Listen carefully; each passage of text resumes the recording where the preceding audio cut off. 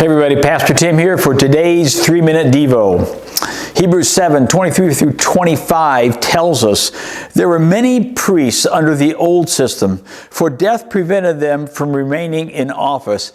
But because Jesus lives forever, his priesthood lasts forever. Therefore, he is able once and forever to save those who come to God through him. He lives forever. Why?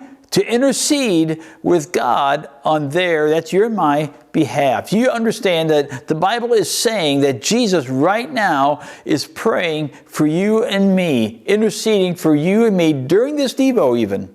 Hebrews 7:25 makes the statement about Jesus' unending work at interceding with his Father on our behalf.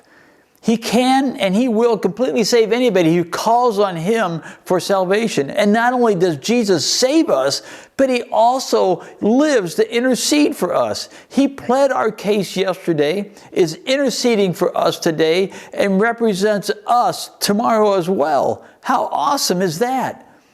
This word intercede includes a sense of pleading. Jesus is continuously, persuasively presenting you and me before his Father. It's kind of like hiring an attorney to represent you before a judge.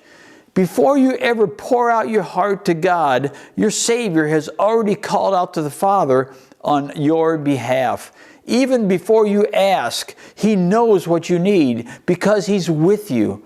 One of Jesus' special roles is the role of the position of a high priest that he carries out like no one else can.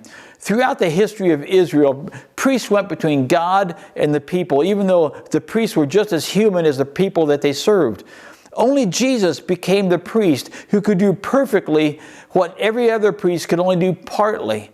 And one of the great images of Jesus in the Gospels, I believe, is at the end of the Last Supper in John chapter 17, when Jesus offers up what we call the high priestly prayer. I encourage you to read John chapter 17 this week sometime. And here we're given this idea and this look at how he intercedes on our behalf.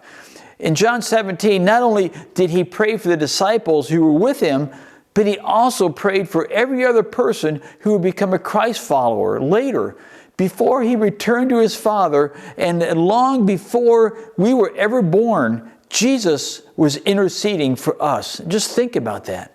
He knows your exact situation. He knows your needs. He knows your weaknesses. He knows your fears. He knows what you're facing right now, and he knows what's at stake.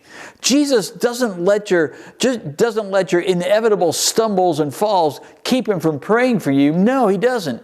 So don't let your failures keep you from him. That's what I've got for you today. It's Pastor out.